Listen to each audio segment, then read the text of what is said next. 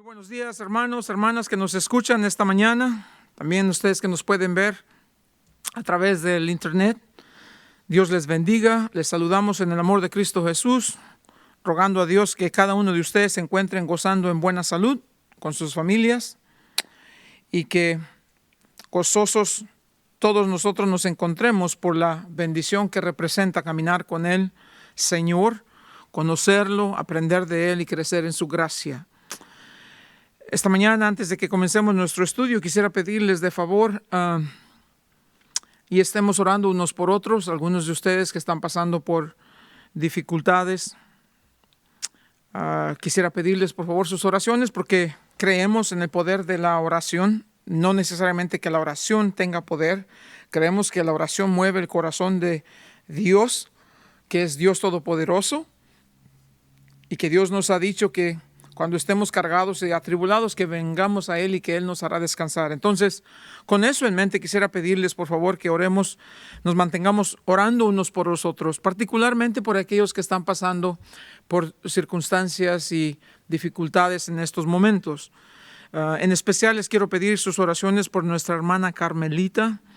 Ella vive en Riverside, California, y está pasando por un momento difícil y va a necesitar una cirugía en estos próximos días. Por favor, oren por ella.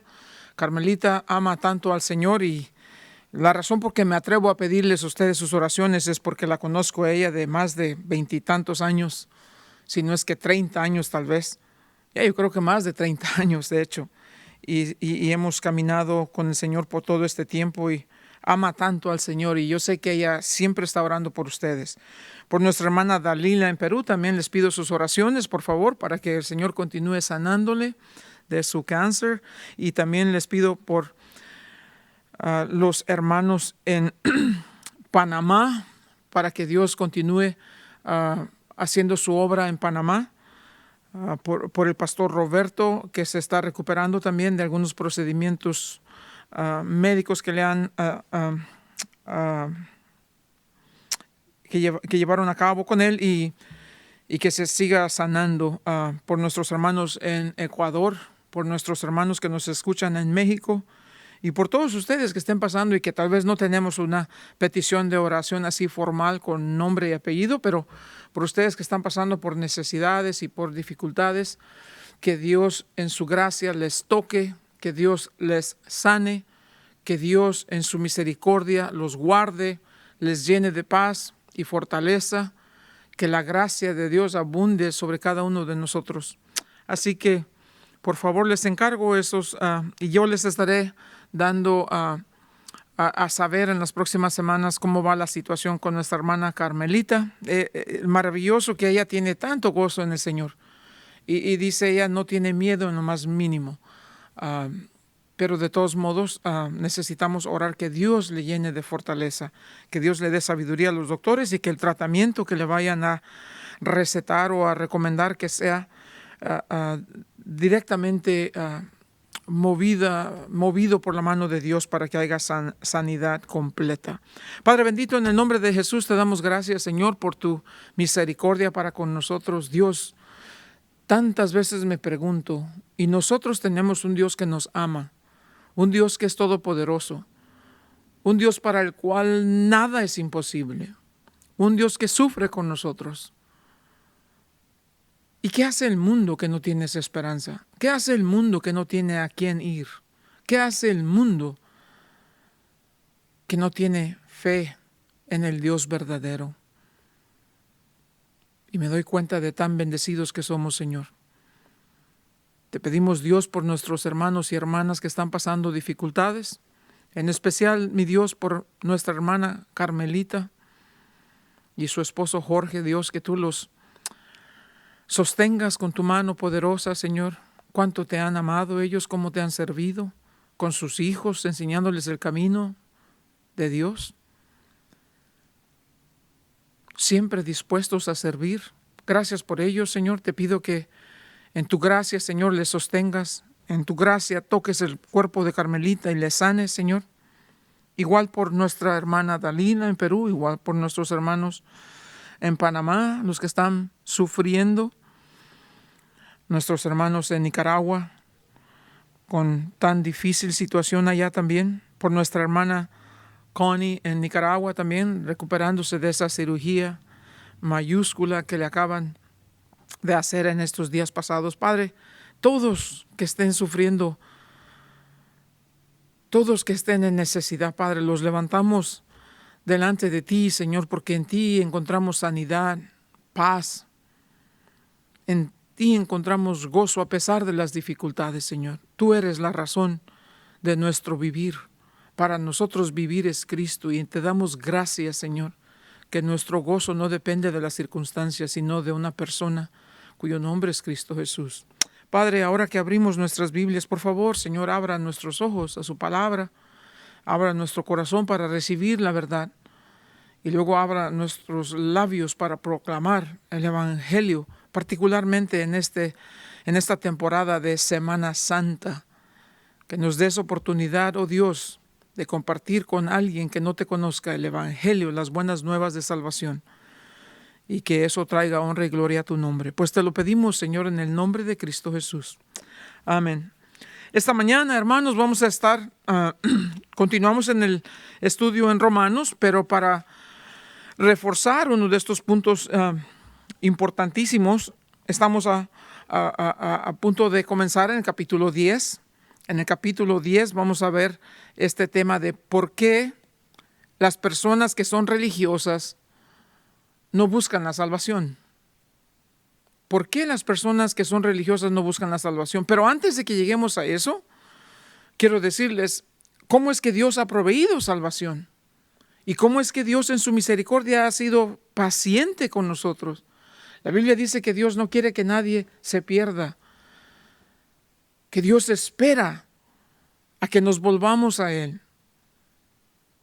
Dios espera que los hombres se arrepientan y conozcan a Jesús.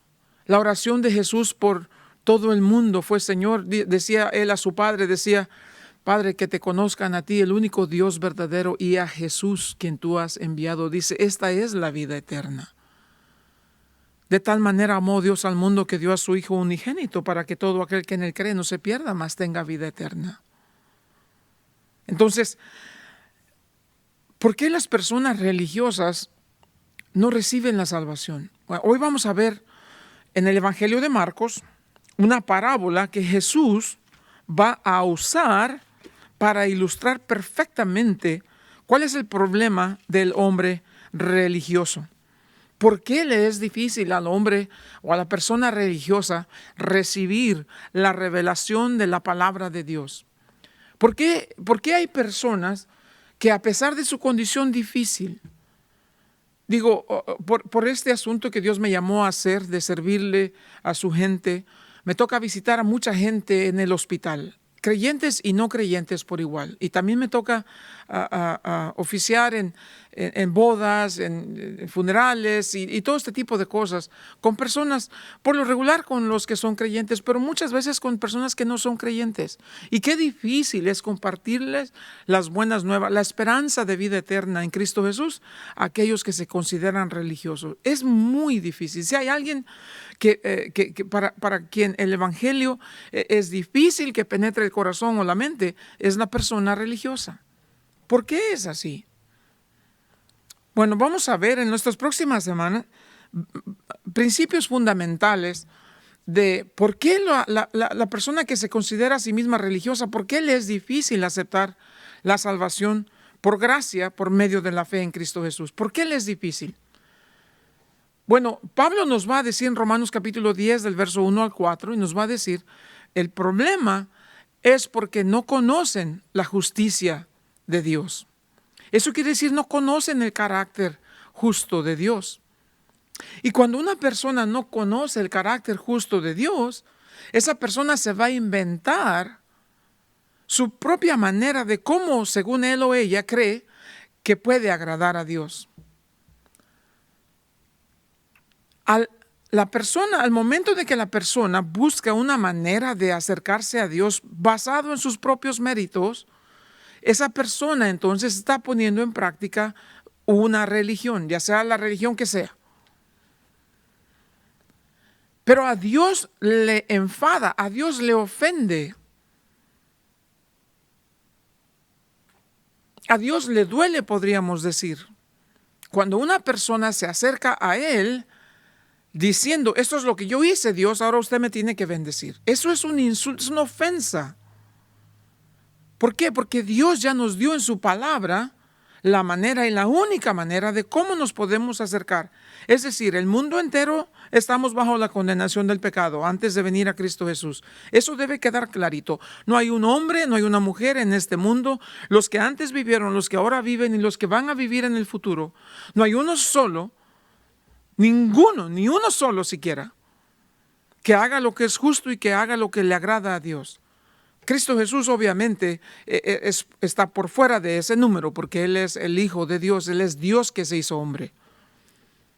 Pero en cuanto a los seres humanos nacidos de voluntad de sangre, como dice la Biblia, no hay un hombre o no hay una mujer que por sí mismo pueda hacer lo que es necesario para agradar a un Dios, porque ese Dios es santo, es perfecto, es justo. Los hombres no somos ni santos, ni perfectos, ni justos antes de Cristo Jesús, debo decir. ¿Cómo entonces un hombre pecaminoso, que no es ni justo ni santo, en su estado natural se puede acercar a un Dios que es santo? Es imposible, es totalmente imposible que eso suceda. Y he aquí la gracia de Dios, que en su misericordia resuelve el problema, no por permitiendo a un hombre que se acerque a Él así en su condición pecaminosa, porque Dios es santo y separado del pecado. Entonces, ¿cómo va a hacerlo? Entonces Dios, en vez de esperar a que el hombre por sus propios méritos se mejore, se haga bueno, porque es imposible, nunca va a suceder. Entonces lo que Dios hizo en su gracia y su misericordia, en vez de que el hombre pueda venir a Dios, Dios vino al hombre en la persona de Cristo Jesús. Y Jesús vivió como nosotros, y sufrió como nosotros, y lloró como nosotros, y sangró como nosotros, y murió por nuestros pecados. ¿Y por qué lo hizo? La gente dice, ay, qué triste que vino y era tan bueno, buen maestro, era una persona muy santa, era una persona noble, pero trágicamente murió. No. Jesús no murió trágicamente. Al leer el Evangelio de Marcos nos vamos a dar cuenta que Jesús tenía un plan perfecto. Ese plan que Dios, la Trinidad, tenían en mente y en su corazón desde antes que el mundo existiera. En el Evangelio de Marcos, en el capítulo 31, dice: Jesús comenzó a enseñarle a sus discípulos que era necesario al Hijo del Hombre, a Jesús, padecer mucho y ser desechado por los ancianos, por los principales sacerdotes y por los escribas, y ser muerto y resucitar después de 3 días. Jesús siempre supo que Él vino del cielo a la tierra a morir a manos de los pecadores. En el capítulo 9, verso 30, dice: volvió a enseñarle a sus discípulos: el Hijo del Hombre será entregado en manos de hombres y le matarán, pero después de muerto resucitará al 3er día. En el capítulo 10, en el verso 32 y 34 y 35, dice: iban por el camino los discípulos, y Jesús, volviendo a tomar a los 12 aparte, les comenzó a decir las cosas que habían de acontecer. He aquí, subimos a Jerusalén, el Hijo del Hombre será entregado a los principales sacerdotes, a los escribas, y lo condenarán a muerte, y lo entregarán a los gentiles, y le escarnecerán, le azotarán, le escupirán en él, y le matarán, mas al 3er día resucitará. Eso es lo que Jesús le dijo a sus discípulos. Y luego en el verso 45 dice: porque el Hijo del Hombre no vino para ser servido, sino para servir y para dar su vida en rescate por muchos. La muerte no encontró a Jesús de una manera trágica, no. Jesús vino a eso, a morir por nuestros pecados. Les recuerdo que cuando Adán y Eva fallaron en el jardín del Edén, donde todo era perfecto, maravilloso y muy bonito, cuando ellos fallaron y se dieron cuenta que habían pecado delante de Dios, corrieron a esconderse porque de pronto se dieron cuenta que estaban desnudos. Dios, al buscarles y preguntarle: ¿dónde estás? A Adán le dijo: es que oí que venías y me escondí porque tuve miedo. Y le dijo: ¿por qué tuviste miedo? ¿Y quién te dijo que estabas desnudo? Y cuando salieron de donde estaban escondidos, venían cubiertos con hojas de higuera. Es la primera muestra de un hombre que en religión, eso es religión, un hombre que en su religión quiere tapar su propia desnudez. Eso es religión. Y Dios le dice, no, me ofende verte que te trates de tapar a ti mismo cuando no puedes. Y Dios se implica a sacrificar un animal o dos, y con esas pieles va a cubrir la desnudez de Adán y de Eva. Y desde mismo Génesis les está diciendo la manera que Dios pueda cubrir tu desnudez. Eso es el pecado, eso es la maldad. La manera que Dios pueda cubrir tu desnudez tiene que ser por la muerte de un sustituto. Desde Génesis Dios nos estaba enseñando que habría de morir alguien inocente para cubrir la desnudez del hombre pecaminoso. Entonces Jesús siempre supo que Él venía a morir por los pecados de toda la humanidad. No le sorprendió la muerte. Él siempre supo que había venido. La cruz era ese objeto al cual Cristo Jesús vino. Él siempre lo supo. Sabía que ese era su propósito. En su vida, en su muerte y en su resurrección tendría que cumplir la única manera que el hombre pecaminoso podía cubrir su desnudez. Y eso es la sangre preciosa de Cristo Jesús que nos lava de toda inmundicia, de toda maldad. Lo trágico no era que Jesús murió, lo trágico es que en el Evangelio de Juan dice, a los suyos vino y los suyos no lo recibieron, mas a los que le recibieron les dio potestad de ser hechos hijos de Dios, los que no son engendrados de acuerdo a voluntad de hombre, de voluntad de sangre, sino que son engendrados por voluntad de Dios. Entonces, en el Evangelio de Marcos, las cosas se han ido empeorando cada vez más. Jesús exponiendo la hipocresía de los líderes religiosos de Israel y ellos buscando la manera de cómo acabar con él.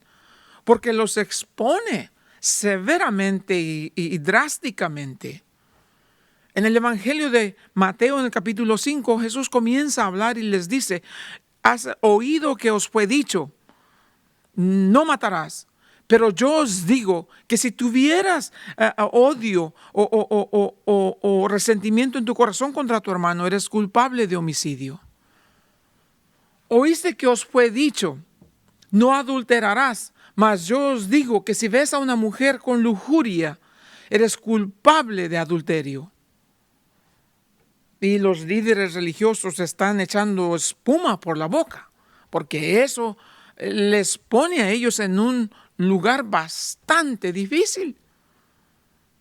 Porque Jesús les está diciendo, no es lo externo, no son las acciones solamente lo que la ley trata, lo que la ley quería apuntar no eran solamente a las acciones, pero también las actitudes del corazón. Los motivos del corazón, dice, del corazón salen estas malas cosas. No es lo que entra, dice, sino es lo que sale, porque de la abundancia del corazón habla la boca, ¿no es cierto? Entonces los líderes religiosos, por supuesto que están enfurecidos totalmente y buscan la manera de cómo vengarse de él. Entonces llegamos al tiempo en donde ya comenzamos con lo que se conoce como la Semana Santa. Jesús entra a la ciudad de Jerusalén el domingo de Ramos, como se conoce. El día domingo la gente sale a la calle, la mayoría lo reciben cantando Hosana, Hosana que viene en el nombre del Señor. Ahora vamos a ver por qué esas palabras. Sabemos que Jesús, antes de entrar a la ciudad, va a llorar por la ciudad. Dice, Jerusalén, Jerusalén, cuántas veces quise recogerte como una gallina, recoge sus polluelos debajo de sus alas, pero no estuviste dispuesta. Después va a ir al templo y les va a decir, ¿por qué han hecho la casa de mi padre una cueva de ladrones? La casa de mi padre debía ser una casa de oración. El día lunes, entonces tenemos estos acontecimientos cuando dice que Jesús va a pronunciar juicio sobre el árbol de la higuera. Luego va a ir al templo y va a tirar las mesas de los que están haciendo negocio en la casa de su padre. El día lunes por la noche va a salir de Jerusalén. El día martes por la mañana regresan y ven que la higuera se ha secado. Y viene entonces la pregunta de los fariseos: ¿bajo qué autoridad haces todas estas cosas? Y después de eso va a venir la parábola de los dos hijos. Dice, ¿cómo ves? Había dos hijos que les dijo el padre que fueran y hicieran esto. Uno no lo fue a hacer, el otro dijo que se lo iba a hacer, pero no lo hizo. Y les dice esta parábola. Les está llevando poco a poco en este clímax a donde los va a poner, donde ellos van a tener que examinar su propio corazón. Y ahí es donde venimos a Marcos capítulo 12. Les voy a leer los versículos y luego les voy a explicar rápidamente lo que esto significa. ¿Por qué esta parábola? Esta parábola se llama la parábola de los labradores malvados. Ahí les va, ahora lo explicamos. Entonces comenzó Jesús a decirles por parábolas. El Evangelio de Marcos capítulo 12, verso 1. Un hombre plantó una viña, la cercó de vallado, cavó un lagar, edificó una torre y la arrendó a unos labradores y se fue lejos. A su tiempo envió un siervo a los labradores para que recibiese de estos el fruto de la viña. Mas ellos, tomándole, le golpearon y le enviaron con las manos vacías. Volvió a enviarles otro siervo, pero apedreándole, le hirieron en la cabeza y también le enviaron afrentado. Volvió a enviar a otro, y a este mataron, y a muchos golpeando a unos y matando a otros. Por último, verso 6, teniendo aún un hijo suyo amado, lo envió también a ellos diciendo, tendrán respeto a mi hijo. Verso 7, mas aquellos labradores dijeron entre sí, este es el heredero, venid, matémosle y la heredad será nuestra. Te puedes imaginar, están malvados en verdad. Y tomándole, le mataron y le echaron fuera de la viña. Verso 9. ¿Qué pues hará el Señor de la viña? Y antes de que tengan tiempo, Jesús contesta la misma pregunta que él formuló. Vendrá, destruirá a los labradores y dará su viña a otros. ¿Ni aún esta escritura habéis leído? La piedra que desecharon los edificadores ha venido a ser cabeza del ángulo. Y el Señor ha hecho esto, y es cosa maravillosa a nuestros ojos. Verso 12. Y procuraban prenderle, porque entendían que decía contra ellos aquella parábola, pero temían a la multitud, y dejándole, se fueron. Interesante, ¿no? Muy interesante, de verdad. En la manera de que conoces estas cosas, a la manera que vas viendo y lo que el Señor está enseñándonos en esta parábola, habla mucho acerca de la condición del pueblo de Israel. ¿Por qué es esto así? Bueno, porque cuando ellos vienen a escuchar esta parábola, están delante de Jesús, y Jesús les está hablando y les está diciendo, vean, esta es la situación. Un hombre plantó una viña. Ahora, ¿quién es el hombre que plantó la viña? Bueno, déjenme decirles quién es. La Biblia lo responde. No tenemos que inventar. La Biblia debe interpretar la Biblia. En el libro de Isaías capítulo 5, eso es lo que Dios dice. Escuchen. Isaías 5, verso 1. Ahora cantaré por mi amado el cantar de mi amado a su viña. Tenía mi amado una viña en una ladera fértil. La había cercado y despedregado y plantado de vides escogidas, hasta había edificado en medio de ella una torre y echó también en ella un lagar, y esperaba que diese uvas y dio uvas silvestres. Ahora pues, vecinos de Jerusalén y varones de Judá, juzgar ahora entre mí y mi viña. ¿Qué más se podía hacer a mi viña que yo no haya hecho en ella? ¿Cómo? Esperando yo que diese uvas, ha dado uvas silvestres. Os mostraré pues ahora lo que haré yo a mi viña. Le quitaré su vallado y será consumida, aportillaré su cerca y será hollada.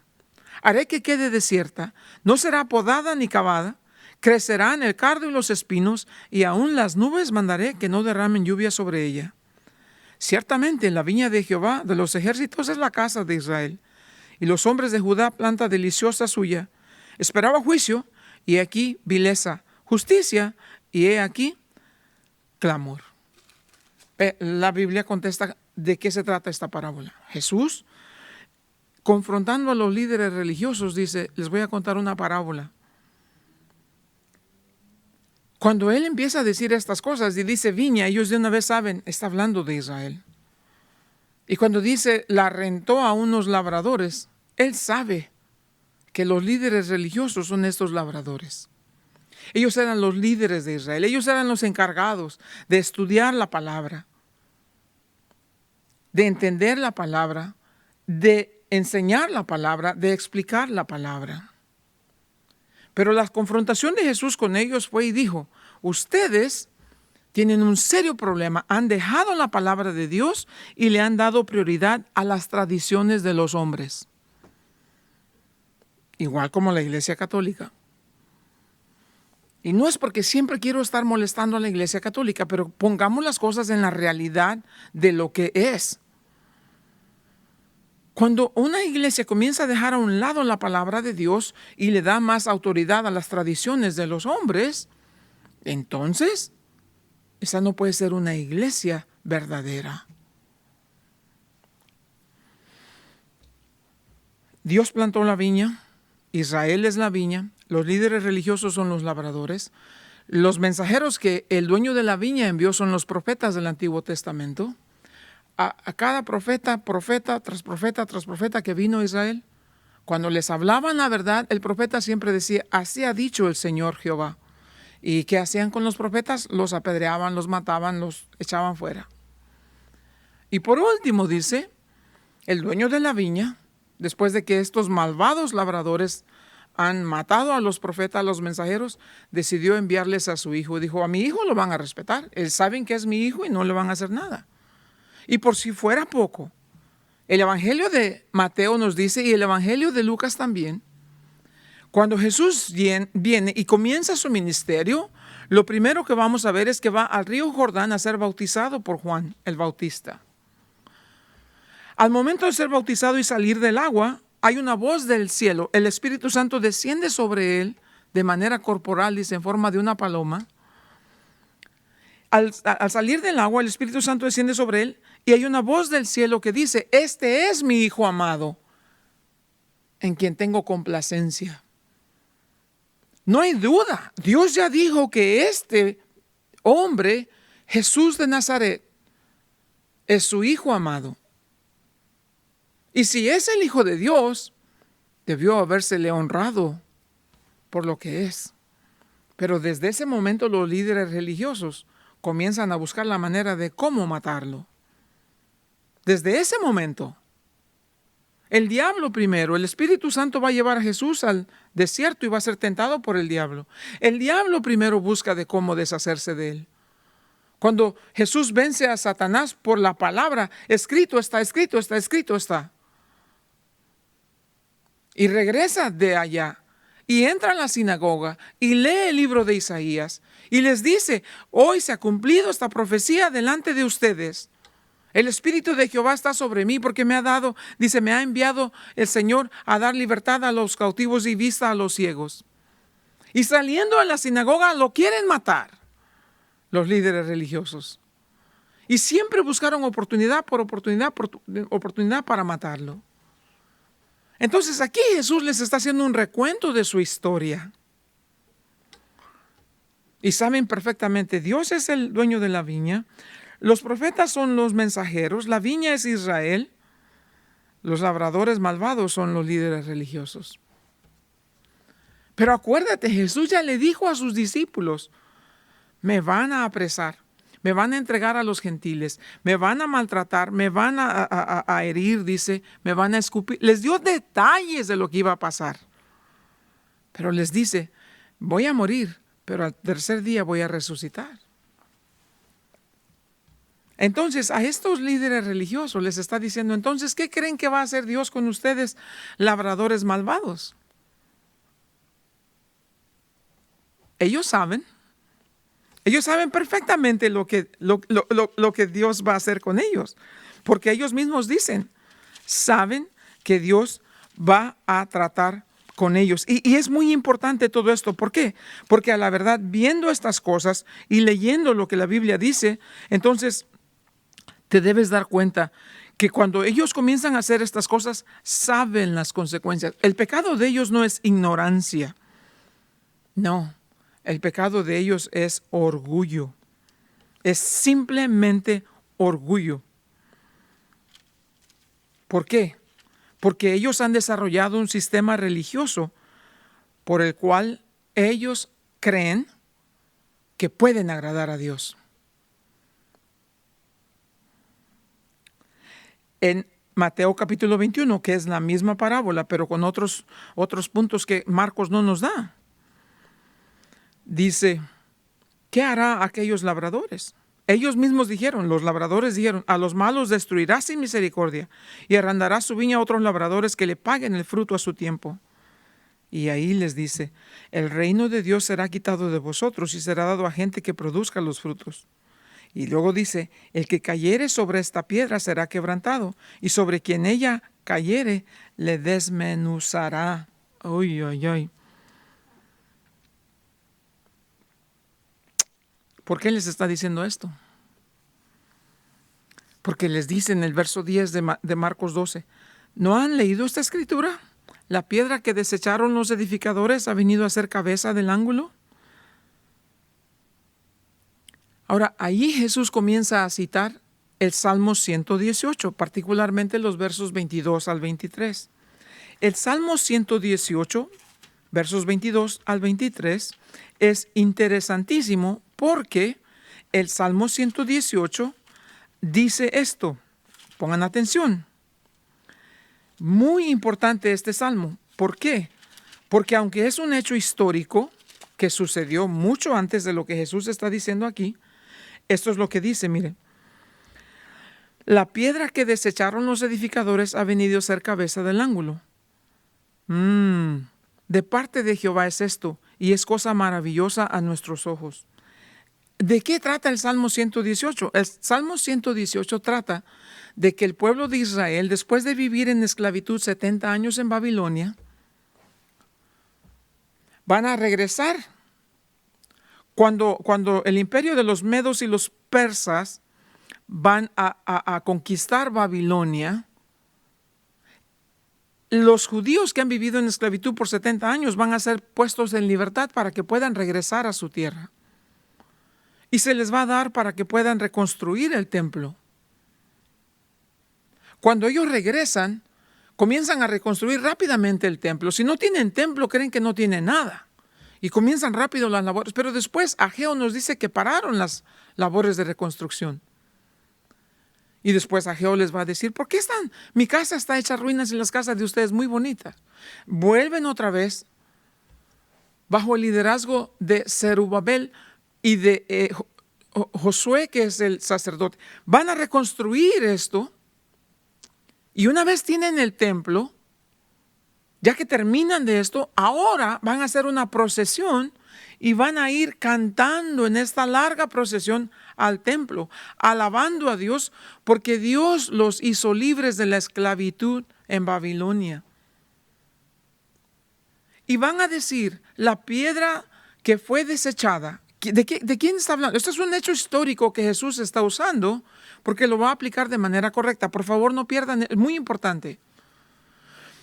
Cuando en el Salmo 118 dice la piedra angular que fue desechada, es porque cada imperio que venía, ya era Babilonia, los persas, los griegos, los romanos y los egipcios antes, los asirios también, cada vez que vienen y destruyen a Judá, particularmente la ciudad de Jerusalén, es porque por toda la historia de la humanidad ha habido dos reinos, el reino de los hombres y el reino de Dios.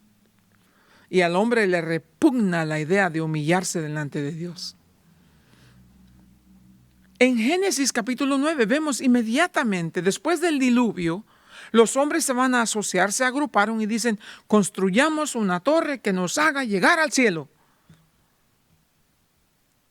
Porque el hombre en su necio corazón siempre quiere, por sus propios méritos, acercarse a Dios y prácticamente decir, bajo la obligación a Dios, de que lo acepte tal y como Él es. Eso es la religión. Eso es lo que me repugna de la religión católica. No solamente que enseñen y que tengan otras cosas, pero es una terquedad de hacer que Dios les acepte tal y como son. Cosa que no va a suceder, jamás.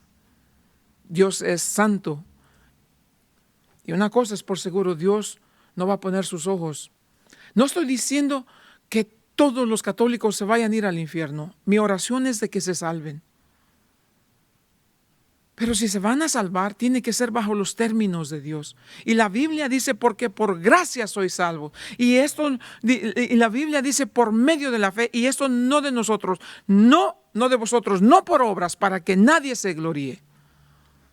Es repugnante que la Iglesia Católica le diga, si fuiste bautizado en la Iglesia Madre, primero que nada, una iglesia no puede ser tu madre.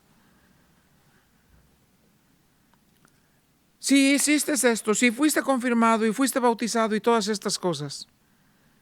No, hay una sola manera de ser salvo y Jesús nos dijo claro con sus palabras, yo soy el camino y es un solo camino, yo soy la verdad y es una sola verdad, y dijo yo soy la vida y hay una sola vida. Dice, el que cree en mí aunque esté muerto vivirá. Eso es resurrección. ¿Por qué sé que hay resurrección? Porque Jesús murió y resucitó al tercer día y no está muerto y no está colgado en una cruz como lo tienen ellos, ni tampoco Jesús muere cada día que ellos hacen una misa.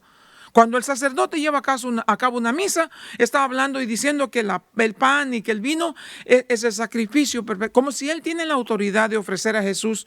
Vean que no repugnante es eso. Ese es el problema de Jesús. No es nada nuevo, déjenme decirles. El hombre en su necio corazón dice, yo voy a agradar a Dios de la manera que yo decida. Y por eso Jesús le dice a los líderes religiosos, no, nunca va a ser así. ¿Cómo sé? Escuchen esto, pongan cuidado. El pleito del Señor Jesús con los líderes religiosos es cosa seria, pero seria en verdad. Eso es lo que Jesús dice de estas personas que cierran el reino de los cielos a los hombres por su mentira, por su manipulación, por su orgullo, por su arrogancia, por promover una religión por encima de la relación que debemos tener con Cristo Jesús. El Señor Jesús dice, ay de vosotros, escribas y fariseos hipócritas, porque cierras el reino de los cielos delante de los hombres, ni entran ustedes, ni dejan entrar a nadie. Ay de vosotros, escribas y fariseos hipócritas, porque devoran las casas de las viudas y como pretexto hacen largas oraciones, por esto recibirán mayor condenación. Ay de vosotros, escribas y fariseos hipócritas, porque recorren mar y tierra para hacer un prosélito, y una vez hecho, lo hacen 2 veces más hijo del infierno que vosotros. Ay de vosotros, guías ciegos, que decís, si alguno jura por el templo no es nada, pero si alguno jura por el oro del templo es deudor. Insensatos y ciegos, necios y ciegos, les dice el Señor. Ay de vosotros, escribas y fariseos hipócritas, porque diezman la menta y el eneldo y el comino, y dejan lo más importante de la ley, la justicia, la misericordia y la fe. Esto era necesario hacer, sin dejar de hacer aquello. Guías ciegos que cuelan el mosquito y se tragan el camello. Ay de vosotros, escribas y fariseos hipócritas, porque limpian los de fuera del vaso o del plato, pero por dentro están llenos de robo y de injusticia. Fariseo ciego, limpia primero lo de dentro del vaso y del plato, para que también lo de afuera sea limpio. Ay de vosotros, escribas y fariseos hipócritas, porque son semejantes a sepulcros blanqueados. Por fuera, la verdad, se muestran hermosos, mas por dentro están llenos de huesos de muertos y de toda inmundicia. Ay de vosotros, escribas y fariseos hipócritas, porque edifican los sepulcros de los profetas y adornan los monumentos de los justos. Serpientes, generación de víboras, ¿cómo escaparán la condenación del infierno?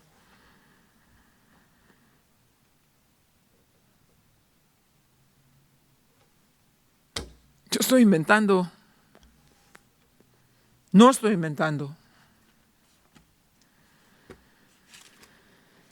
Pues, ¿por qué era necesario leer esto antes de que continuemos en Romanos?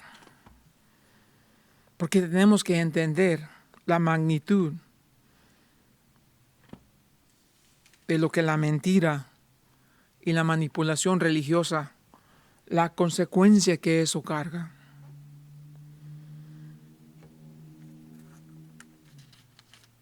Dice Dios cuando nos está hablando en Isaías, plantea una viña y lo que quería era justicia y juicio y no recibí fruto. Estas dos palabras son importantísimas. Una habla de nuestra relación con Dios, una relación personal, y la otra habla de nuestro trato con los semejantes. Juiciosos debemos tener un trato con los semejantes que refleje nuestra relación con Dios. Solamente si tenemos una relación correcta con Dios podemos tener un trato semejante para un trato justo para nuestros semejantes. Dios es justo y Dios nos ha revelado su justicia y nos dio la revelación plena de su justicia en la persona de Cristo Jesús. Y cuando Él vino y les dijo, este es el punto, les dice, y es no solamente para ellos, es también para nosotros. El punto es claro. La Biblia dice en Isaías 64:6, si bien todos nosotros somos como suciedad y todas nuestras justicias como trapo de inmundicia. Somos como suciedad y toda nuestra justicia como trapo de inmundicia. Jesús viene y les dice, vean esto, para aclarar. Jesús se presenta a ellos, va a ser bautizado. Juan el Bautista dice, he aquí el Cordero de Dios que quita el pecado del mundo. Al momento de salir del agua, Dios dice, este es mi Hijo amado, en quien tengo complacencia. A él dice, lo vamos a tener que oír. Los líderes religiosos buscan matarlo cualquier oportunidad que tengan. Les ha ofrecido el reino a Israel y ellos dicen no. Les dice que Él es el Mesías, no. Se burlan de Él. Este es el punto. Jesús les dice, bueno, hay dos opciones. Una, o vas a edificar tu vida sobre esos trapos, garras de inmundicia que no son más que pura suciedad. O vas a edificar tu vida sobre la piedra angular que fue desechada. Cuando estos reinos quisieron someter a la nación de Israel, a Judá, es porque no soportan la idea de tener un Dios que reine sobre de ellos. Por eso siempre quisieron destruir, y hasta el día de hoy, quieren destruir Jerusalén, porque no resisten la idea de tener un Dios que reine sobre ellos. El reino del hombre, el reino de Dios. Entonces ahora Jesús se presenta a ellos y les dice, esta es tu oportunidad. Yo estoy aquí, y les dice, Él es el Mesías, y les comprobó que tiene poder sobre la vida, sobre la muerte, sobre los demonios, sobre Satanás, sobre la naturaleza, sobre todo. Y le dicen no. Cuando Pilato les dice, ¿qué quieren que haga con el rey de los judíos? Dice, Él no es nuestro rey, crucifíquenlo. Y que su sangre sea sobre nosotros y sobre nuestros hijos. ¡Qué ignorancia! ¡Qué arrogancia! Jesús les dice, bueno, si ustedes quieren seguir construyendo su vida sobre trapos de inmundicia y suciedad, adelante. Pero no van a tener el reino. Les va a ser quitado de ustedes y les va a ser dado a otra nación. Ahora, eso no quiere decir que el reino fue quitado a Israel y se lo dieron a la iglesia. Eso es una falsa enseñanza. No tenemos tiempo para abordar eso, pero no es así. Entonces, ¿qué quiere decir? El reino de Israel fue quitado de Israel de ese primer siglo y va a estar en espera hasta la venida de Cristo Jesús, la segunda venida de Jesús al final de la tribulación, donde Jesús va a venir a rescatar a una tercera parte de los judíos que lo van a reconocer como Dios por fe y los va a salvar. En ese momento Jesús va a ir a la ciudad de Jerusalén, va a instalar su reino en Jerusalén y va a gobernar al mundo entero desde ahí por 1000 años. Fue quitado el reino de Israel del primer siglo, ha sido puesto en espera y será dado de nuevo a Israel cuando Jesús venga en la segunda venida. ¿Por qué? Porque Jesús, que es la piedra angular, igual como las otras naciones desecharon a Judá, porque no querían a Dios que reinara sobre ellos, así también los de Israel, primer siglo, desecharon a Jesús porque se rehuyeron a edificar su vida sobre la piedra angular. Y cuando ellos echaron la piedra angular fuera, construyeron sobre nada, sobre suciedad, sobre inmundicia. Estamos hablando del año 32. Para el año 70 los romanos vendrían, destruirían la ciudad de Jerusalén, millones murieron y destruyeron el templo y hasta el día de hoy no tienen templo. La piedra angular que ellos desecharon vino y cayó sobre de ellos y los hizo polvo, porque rehusaron humillarse delante de Jesús, el Hijo de Dios, que vino para ser la piedra angular sobre la cual vamos a edificar nuestra vida. Mi pregunta para ustedes, hermanos, en esta mañana: ¿sobre qué estás edificando tú tu vida? ¿Sobre qué estás edificando tu matrimonio? ¿Sobre qué estás edificando tu familia?